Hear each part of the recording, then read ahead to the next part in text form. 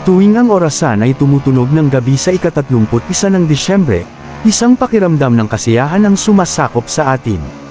Nasa ating harapan na ang taong 2025, isang blankong papel na naghihintay na mapuno ng mga bagong karanasan, hamon, at tagumpay.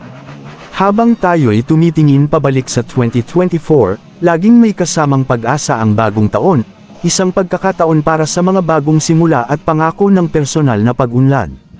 Ang bagong taon ay isang pagkakataon hindi lamang para magmuni-muni kundi para magsimula muli, isang paanyaya upang iwanan ang mga bagay na hindi na nakakatulong sa atin at yakapin ang mga walang katapusang posibilidad na hatid ng hinaharap.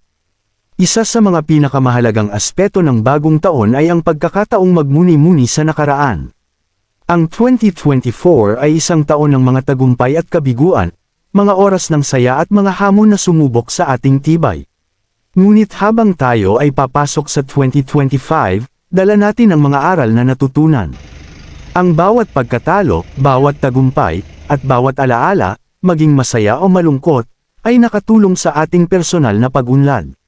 Sa pagtanaw natin sa nakaraan, natutunan nating tanggapin at pahalagahan ang ating sarili at ang ating kakayahan na magbago, at sa pagpasok ng bagong taon, may mas malalim tayong pag-unawa sa ating potensyal.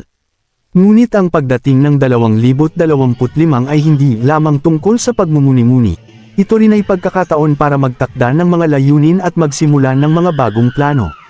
Ang bagong taon ay isang pagkakataon upang mag-isip ng mga pagbabago na nais natin sa ating buhay at kung paano tayo magpapatuloy na mag-grow bilang mga individual, kaibigan, at miyembro ng ating komunidad.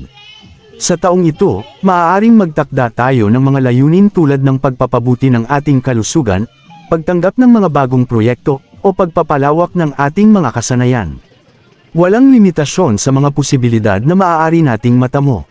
Para sa marami, ang bagong taon ay nangangahulugang pagbuo ng mga resolusyon. Maaaring ito ay magbawas ng timbang, mapabuti ang ating pinansyal na kalagayan, o matutong magsalita ng bagong wika. Ang mga resolusyon ay isang paraan upang magtakda ng mga konkretong layunin na magsusustento sa ating pag-unlad. Pinapaalala nito sa atin na may kapangyarihan tayong baguhin ang ating mga buhay at kaya nating gumawa ng mga positibong pagbabago. Mahalaga ring tandaan na okay lang na madapa paminsan, ang mahalaga ay ang patuloy na pagsusumikap. Bukod pa rito, ang pagsisimula ng 2025 ay nagdudulot din ng pag-asa para sa buong mundo. Ngunit ang bagong taon ay pagkakataon upang magsama-sama tayo, magtulungan, at magtrabaho para sa isang mas maginhawang hinaharap. Ang bagong taon ay paalala na, bagamat may mga pagsubok, may laging pagkakataon para sa progreso at pag-asa. Kasabay ng personal na mga layunin at mga layunin sa buong mundo, ang bagong taon ay panahon din upang magbigay pansin sa ating mga mahal sa buhay. Sa pagdiriwang ng 2025, muling magiging pagkakataon ito upang magtaguyod ng mas malalim na koneksyon, pagmamahal, at pag-unawa sa ating pamilya at mga kaibigan.